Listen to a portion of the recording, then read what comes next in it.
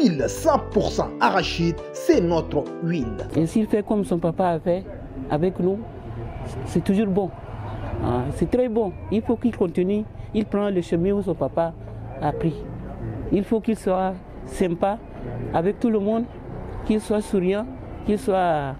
je ne sais comment le mot me manque. Donc, il faut que son fils prenne le chemin de son papa. Et tout le monde est derrière lui toujours. C'est ce qu'on aimerait maintenant. Bon, c'est un père de la nation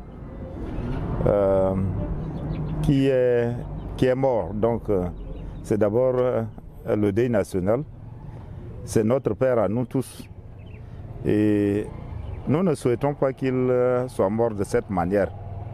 Mais c'est une situation qui est arrivée. Nous tous sommes en deuil en ce moment. Parce que dès qu'il est décédé, les institutions sont suspendues. Et donc c'est ce qui apporte beaucoup plus de perturbations. Voilà en bref. Ok, qu'est-ce que vous pensez de la nomination de son fils Maman Kaka à la tête de la transition? Bon, c'est un enfant, un Tchadien comme tous. Si c'est mon point de vue, je ne le souhaite pas. Pourquoi?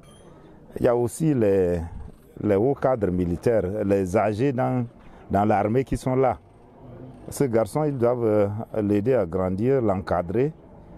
Et demain, il peut assurer la tâche à ce niveau encore. Mais l'amener but aux besoins, je ne le souhaite pas.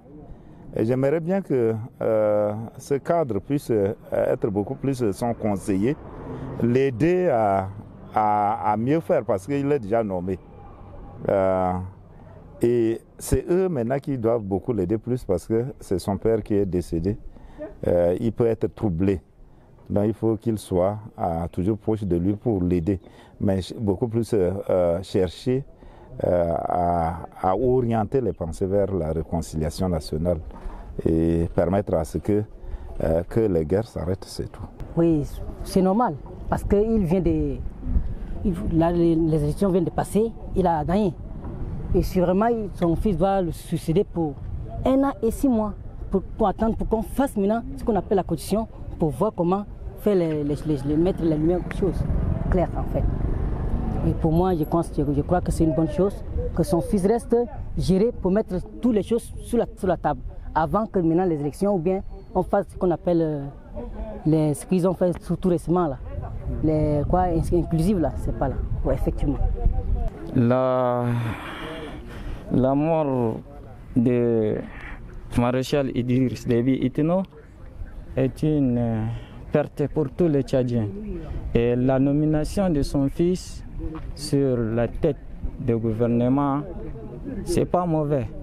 Même si certaines personnes pensent que c'est mauvais, c'est pas mauvais. Il est aussi notre frère tchadien. Il peut diriger comme tous les Tchadiens.